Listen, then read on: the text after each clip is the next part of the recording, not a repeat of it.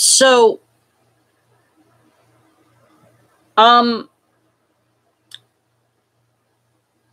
I've seen, I think, my newest favorite Woody Allen movie tonight, Wonder Wheel. Now, Wonder Wheel stars Kate Winslet, Jim Belushi, Justin Timberlake, and a plethora of notable actresses, with a surprising role by Justin Timberlake, who is not known to be an actor. However, this movie, phenomenally good. Phenomenally good.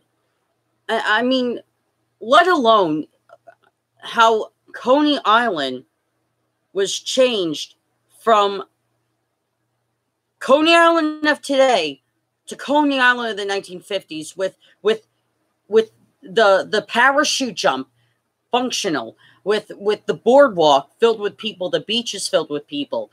Not only that, how Wonder Wheel, written and directed by Woody Allen. Look, this movie is absolutely phenomenal. I can't praise this enough.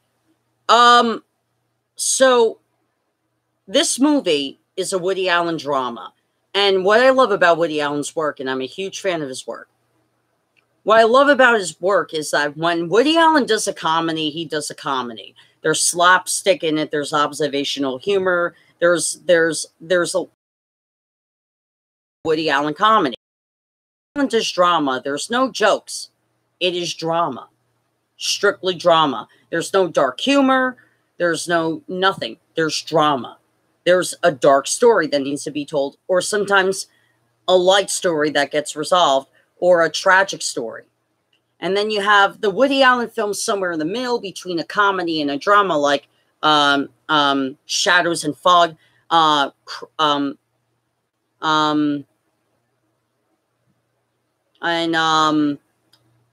Crime and Misdemeanors, and Manhattan Murder Mystery, which is more so on the comedy side, but it's somewhere in the middle between drama and comedy. No, he does not harass females. That's not true. If there was any truth to that, actresses wouldn't be lining up at the door to be in his movies. But back to the review. So, the ambiance is phenomenal. The ambiance is phenomenal. Along with that, the performances. Now, let me just say why Kate Winslet was not nominated for this movie is beyond me. Kate Winslet is a great actress. Now, she's been in some films where she's put her heart and soul into it and made some B-class movies palatable to watch. And she made some big motion pictures like The Titanic. The Titanic being a great movie in itself, but the script was a little bit wishy-washy with the romances, and you could tell Kate Winslet knew when she got the part it was wishy-washy, and she really, to the best of her ability, made it as believable as possible, along with Leonardo DiCaprio doing the same thing, which made Titanic watchable. Trust me, Leonardo DiCaprio and Kate Winslet were smart enough to know that the love story between Jack and Rose was pretty campy.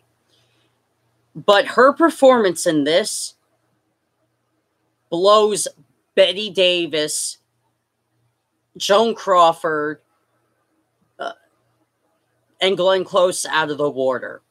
When we think of actresses who are in dramas, and notable dramas at that, what are the top actresses that come to mind? Bette Davis, Joan Crawford, Glenn Close being the top three. Because they can make a pretty psychotic woman in a movie, especially a drama. Kate Winslet blows them out of the water in this. So the synopsis of the story is that Kate Winslet's character, Ginny, is married to Jim Belushi's character, Humphrey, and they're in an unhappy marriage, or at least she's in an unhappy marriage from her perspective. So she meets the bodyguard, Mickey, played by Justin Timberlake, one day during the summer, and this starts an affair between them. However, the monkey wrench for Ginny here is that Christina, who is Humphrey's daughter, comes back and needing protection of her father for something I will not say. But that's the synopsis of the movie. That's as much as I'm going to give out. Now, it is a drama. May I remind you, it is a drama. It's not a comedy. And so, besides the performances being absolutely phenomenal by Kate Winslet, let's move on to Jim Belushi's performance in this movie. I'm stunned, actually. When we think of Jim Belushi, we think of comedy. We think of funny man. We don't think of serious guy. We don't think of an actor who's capable of doing drama. Well, color me surprised. His performance in this movie is phenomenal. He plays serious fairly well. I think he plays serious better than he does funny. And I really do think that he should have been up for Best Actor.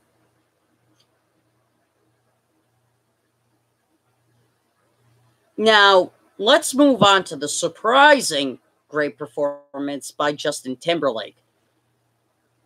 Now, I knew the voice was Timberlake's. When he started the movie with his narration, spoiler alert, when he started the movie with his narration, I knew it was Justin Timberlake's voice with a Brooklyn accent. That I knew, because his voice is distinguishable. However,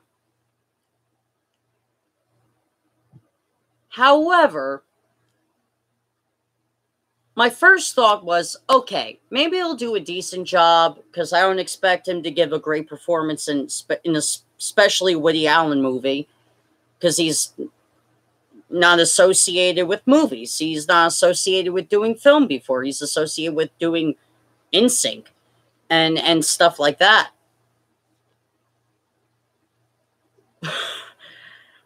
But my God, is his performance in here beyond what I expected it.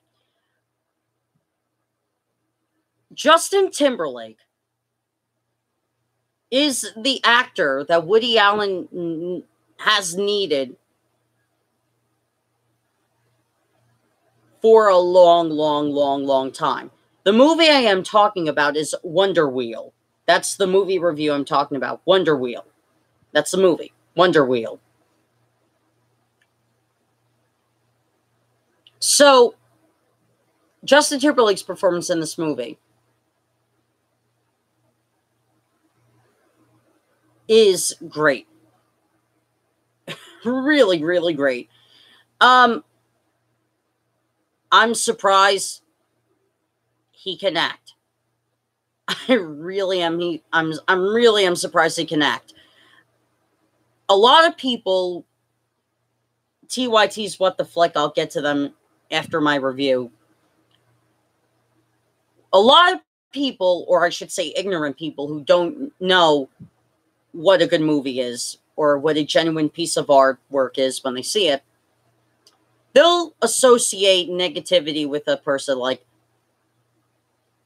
Okay, I'll quickly in my review by summing it up. This movie is phenomenal from beginning to end, with the ambiance being period piece 100% accurate, with the music matching up to the scenes and having meaning to the movie in itself, and with the performances being beyond phenomenal and beyond great, and why this movie was nominated for Best Picture, Best Actor, Best Actress, Best Supporting Actress, Best Supporting Actor. I'll never understand. Best Script, Best Directing. Woody Allen's directing style is something unique in and of itself, but his directing and the way he did certain shots in this movie, very great. Not only the script, but the directing style. So I give Wonder Wheel, Woody Allen's latest film, 2 thumbs up, and I will say I highly do recommend it. Now, to get on to my response to What the Flick. Now, What the Flick is primarily a Young Turks network movie review channel. That should say enough. It's a part of the Young Turks network.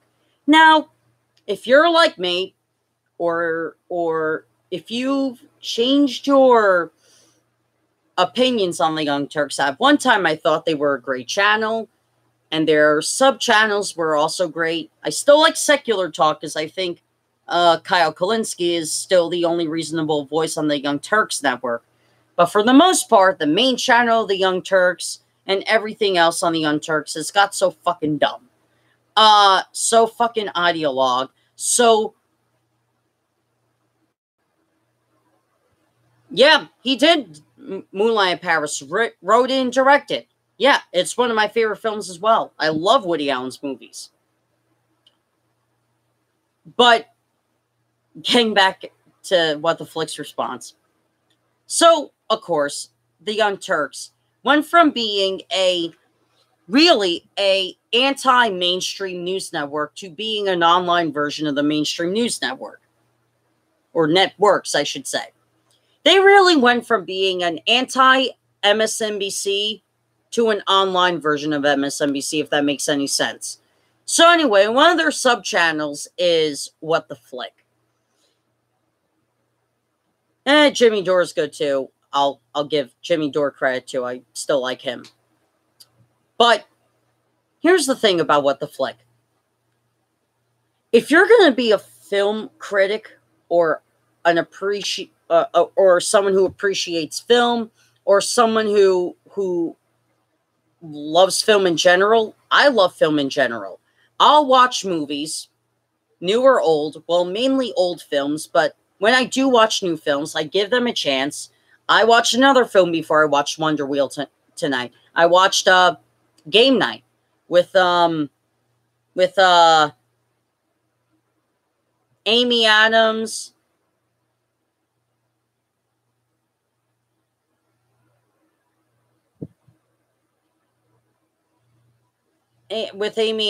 and Jason Bateman and all those people. If it was branded as a mystery crime drama / light comedy, I would have been fine with it. But they branded it as a comedy. It's not funny at all. I don't see the comedy in a hostage situation. I just don't. That's just me. It's not my favorite movie. But I gave it a chance. However, these people that reviewed Wonder Wheel did not give this movie a chance. So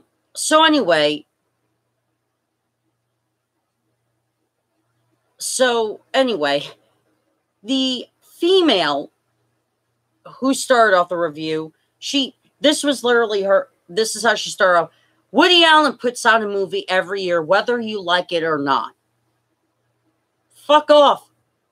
He's a great writer, great director, great comedian, and in fact, for your own information, more young actresses of today's acting world want to be in a Woody Allen movie. That is on their ultimate bucket list. Ellen Page being one. Ellen Page, who is in Juno, has been in 2 Woody Allen movies. I think possibly a 3rd one coming up. He makes great roles for women. He understands women more than most male directors of today. Just putting that information out there.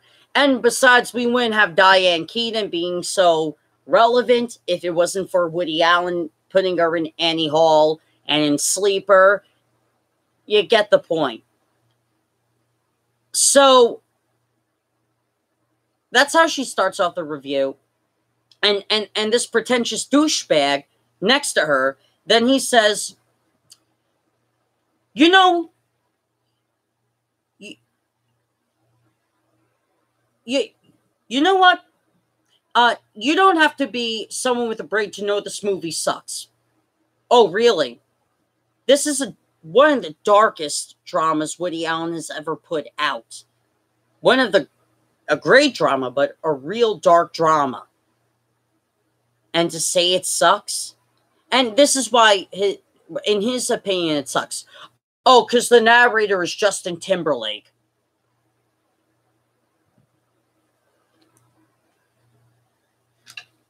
Because the narrator is Justin Timberlake. Okay, pal. Obviously, you haven't seen enough Woody Allen movies like I have to understand how Woody Allen writes his movies. When Woody Allen has a narrator in his movies, sometimes it's a writer, sometimes it's not, sometimes it's just an average person, sometimes a person suffering from tragedies of the past. What he does is that person is recalling the events through a private journal, or they're recalling the events as if they're sitting right across from you, talking to you face to face. That's how Woody Allen does his narrations.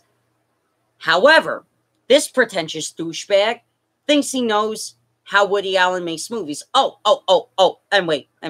The person right next to him, the same uptight lady that started off this review, she says, oh, there's a scene where the line is, I love you, daddy. Like, yeah, that creepily ties into his real life.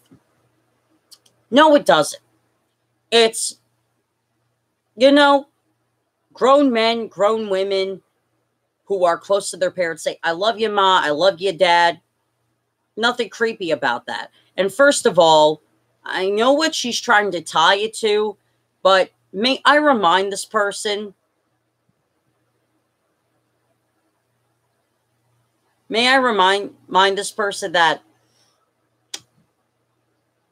Andrea Previn is the adoptive father of Soon-Yi Previn, not Woody Allen. Okay, that being said, their review was so biased. It was so biased, it was ridiculous. So, what the flick really needs to appreciate real art instead of appreciating garbage. A lot of the movies they review on there that they give praise to are movies made by crappy directors. They gave Shape of Water a bad review. Shape of Water, which won Best Picture at the Oscars. Real artwork is not appreciated anymore. And obviously, Woody Allen is one of the last directors amongst Martin Scorsese, Ron Howard, Steven Spielberg that cares about real art making. Well, What the Flick is very biased towards Woody Allen films, apparently, and other films that they just don't like. That makes you bad at criticizing film.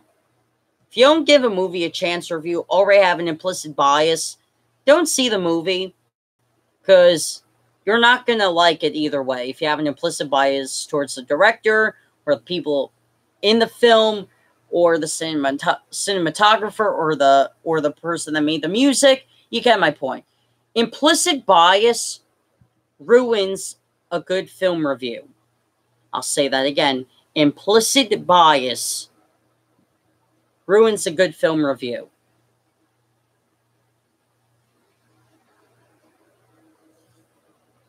You should not have an implicit bias when reviewing a movie. What makes a good film? Here's what makes a good film. The story. The story has to be, if it's not original, it has to be a creative spin on a story that's been told before. Now, I prefer movies that have an original story. This is why I love Woody Allen movies, because each Woody Allen film is different from all the others. Now, let's take The Judge, for example, with Robert Downey Jr., Robert Duvall. Completely original story with a twist to it. The original story is that a grown father, well, I should say a grown son, wants to reunite with his aging father, dying father. He doesn't know that. However, here's the creative twist, though. The father, played by Robert Duvall, still loves his son deeply. However, he's a dying old man who's being tough, pretending to be tough. He knows he's pretending to be tough, and you can see it in Robert Duvall's facial expressions when he's giving harsh responses towards his son, played by Robert Downey Jr. And yet, you see the brothers, Vincent D'Onofrio playing one of them, being so, how do I put it, like nonchalantly concerned about the father, like not caring the world about the father's health, the father's state of being, while Robert Downey Jr. knows. And so great is that you have, that's partially what makes a film so great, is that you have the characters in the story creating this story arc. I like to call it the story triangle. Now, at the top of the triangle, you have your middle of the road characters. They're neither supporting, they're neither main characters either. They're kind of a little bit of both. And then at the end, one corner, you have the supporting characters, and at the other end, you have the main characters. But within that triangle, you also have the conflict. You also have the resolving solution. However, sometimes the resolving solution comes before the conflict, or sometimes the conflict comes before the resolving solution, or the scenery. The scenery can also make a film great. Citizen Kane is still one of the greatest films of all time because the story is not told through dialogue, it's told through props. There's a scene in the movie which is shown to a lot of film students at film universities that focus on film. And that scene is Citizen Kane, played by Orson Welles, and his wife, I forget the actress who plays his wife, unfortunately. Their marriage is dividing them apart over the years. So instead of them bickering at each other and spewing venomous words towards each other, which Orson Welles didn't want to do that in a movie, even though it would have fitted that scene, what he did was, okay, here's my Barbra Streisand buckle. Use it. Say if this is a normal sized table. You see them eating dinner with each other at this table. However, this table gets bigger and bigger and bigger and bigger and bigger and bigger and bigger. I can't move my arms anymore, but it gets longer than the stretch of my arms.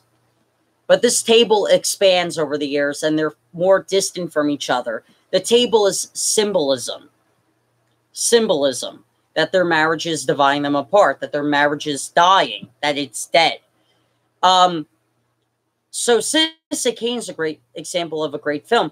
What makes a film great is the story, it's the costumes, it's the ambiance, it's the people in the movie that make it a great film. It's not just the script, it's not just the story, it's what goes into it. See, I love Gone with the Wind. It's one of my favorite movies. It's one of the greatest ever made, in my opinion, because not only because of the story, but because of the actors bringing it to life.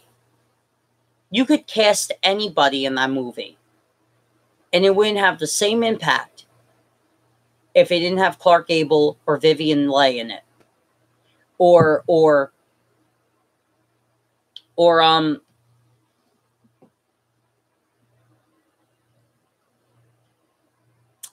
almost forgetting her name, Olivia de Havilland. Olivia de Havilland. If those three people were not in Gone with the Wind, Gone with the Wind would not be as powerful and as influential as it is today in film. Hello there. That's my see, it's the costumes as well. What makes Gone with the Wind so great is that the costumes drag you into the story too. It makes you feel like you're in the story. Just like why I love Wonder Wheel so much is because the style, the costumes, the music makes me feel like I'm at Coney Island in the 1950s while watching the movie. It's the ambiance, it's the costumes, it's the story, it's the actors, it's the direction, it's the music, it's the cinematography. That's what makes a film great. What doesn't make a film great is jump scares. Jump scares doesn't make a film great. It makes it forgettable.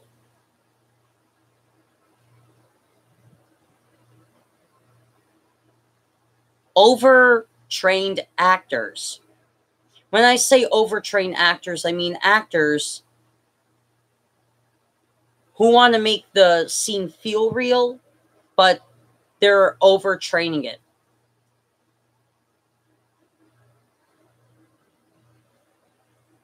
Justin Timberlake, Jim Belushi, Kate Winslet. Were they trained to some degree? Yeah. But you watch their performances in Wonder Wheel, and you'll realize that their reactions to the situations going on are genuine.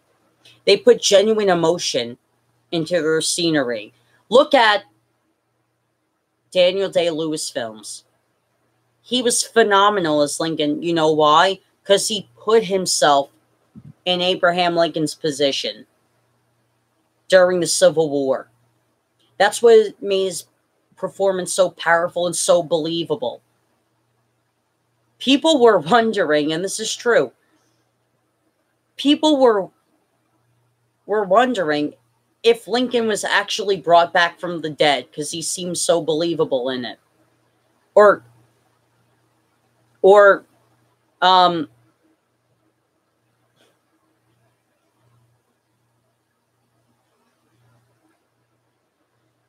about to forget his name.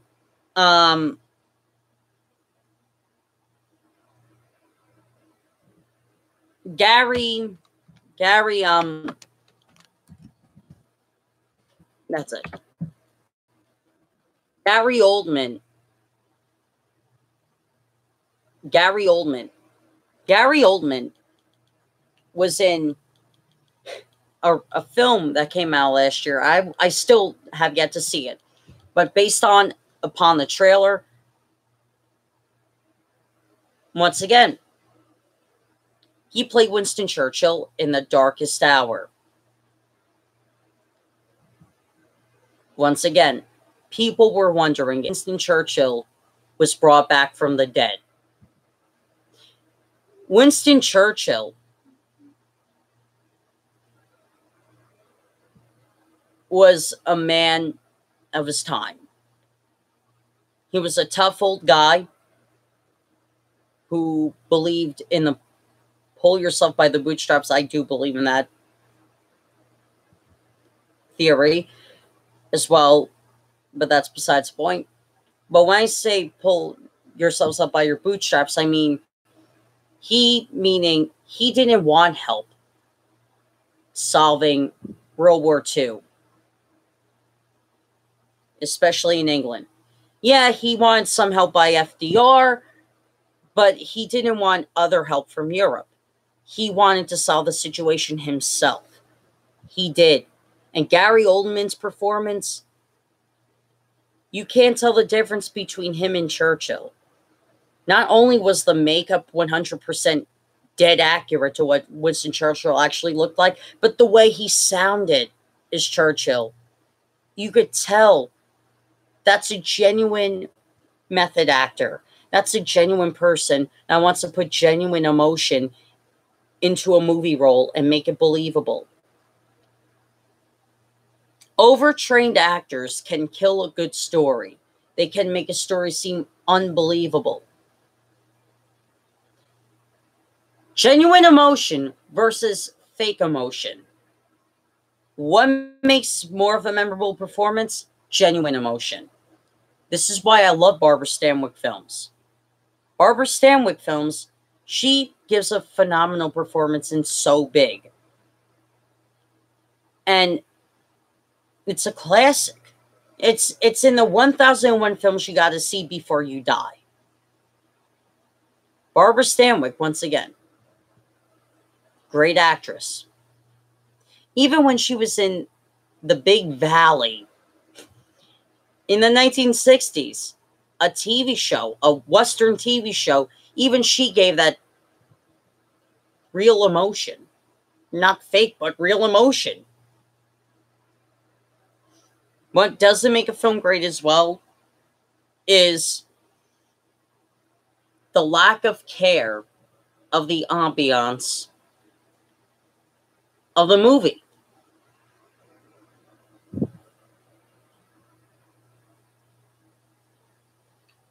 The lack of care of the costumes. The lack of care of the ambiance. The lack of care of the music that fit the story.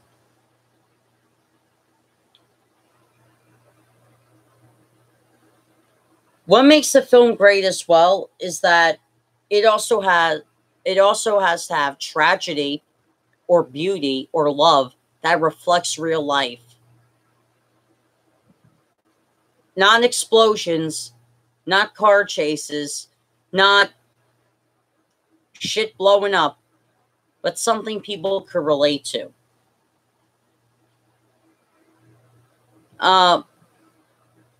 This is art related, but maybe not movie related, but it is art related. One of the places I want to see before I die is the Sistine Chapel. I was always fascinated by art by Michelangelo and Vincent van Gogh my whole life. J.M. Hill Elementary School, where I went to school for the first 4 years of my life. The school itself is 3 floors. On the main floor, the first floor, because you have the basement, you have the second floor, and then you have the first floor, which is the main floor. On the main floor, near the office, there's this big picture of the Starry Night by Vincent van Gogh. I looked at that thing every day. There was just something in that photo, in that picture, that I could kind of relate to Vincent van Gogh. And little behold did I know that I could relate to his depression spells. I sometimes get depression spells. They don't last that long, but I can relate to those depression spells, and now I understand why he painted the Starry Night the way he did. He was in a depression when he wrote that. He was in a mental depression. That people can relate to. Even if people aren't clinically depressed or diagnosed with depression, we all go through a period of depression sometime in our life. It's normal. It happens. But human beings can relate to that. The Sistine Chapel by Michelangelo. Yes, it depicts the first 5 books of the Bible. However, it depicts the Bible in a non-prejudiced way. And it actually takes a jab at the Pope of the time, where the Pope was anti-Semitic towards Jewish people, and Michelangelo supported Jewish people. In fact, he liked them. And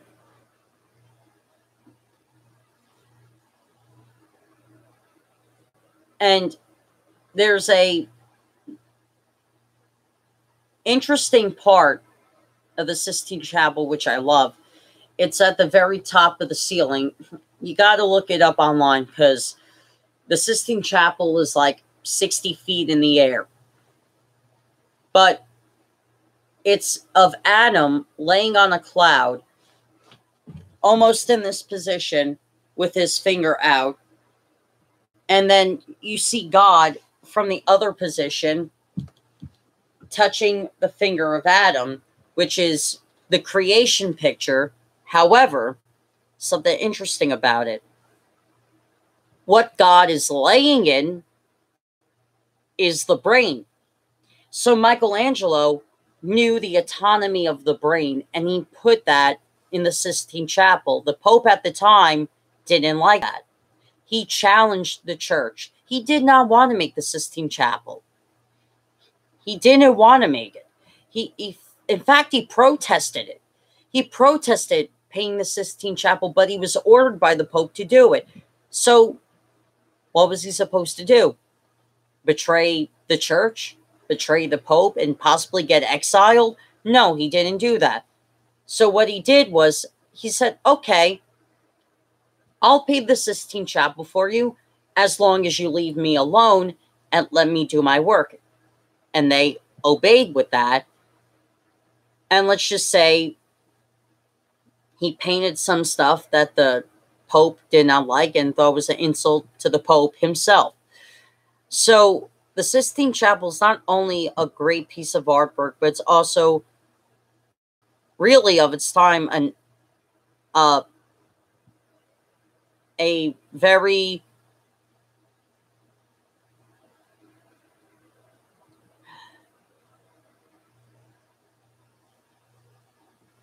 pro non-prejudice political statement.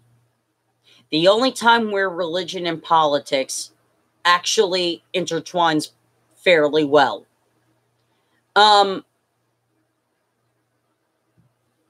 Which is an oxymoron, but in this case it actually works out. But art has to have beauty. This is essentially what I'm saying. And that's what makes a film great, or a piece of art great, is that when there's beauty there.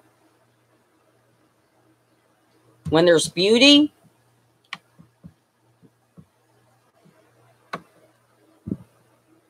it can last throughout the ages. And this movie that I've watched tonight has beauty in it. It has the beauty of tragedy. It'll last throughout the ages. Annie Hall has the beauty of love and the loss of love. And it'll last throughout ages. Shakespeare has multiple stories on love and loss and betrayal and tragedy. He's still known today. Edgar Allan Poe, Washington Irving, Charles Dickens, F. Scott Fitzgerald, George Orwell. They all depict something in their writings. The beauty of tragedy, the beauty of love, the beauty of loss, the beauty of tyranny. When I say the beauty of tyranny, I mean the fear of tyranny, but there's a beauty in fearing a tyranny. That's what makes a film so great.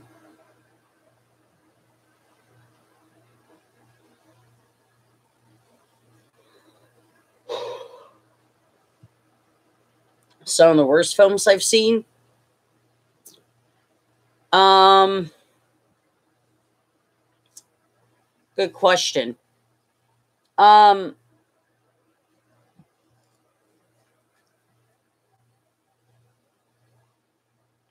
Bubba Hotep. It's a bad film. Um, I really blame that for reinstating the Elvis never died conspiracy theories. Bubba Hotep's a bad film. Um,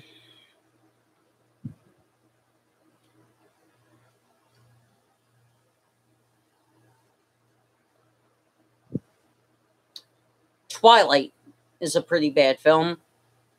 Twilight Breaking Dawn uh is pretty decent. Um it's not the best really. I mean, I would say in the Twilight saga it probably is the best film, but it's okay. Twilight is the worst though.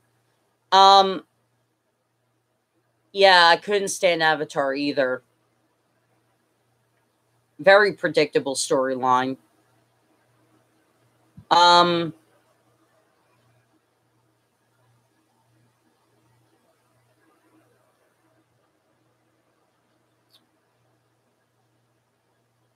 I haven't seen a lot of films that I've hated.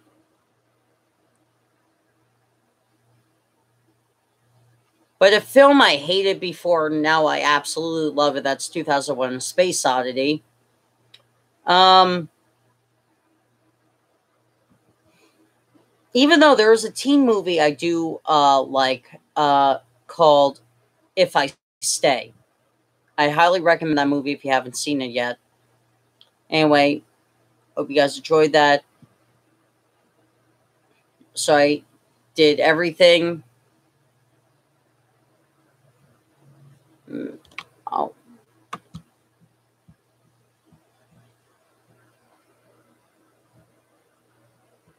Oh yeah, I agree with the mass appeal comments. Uh, Mass appeal comment. Yeah, I do.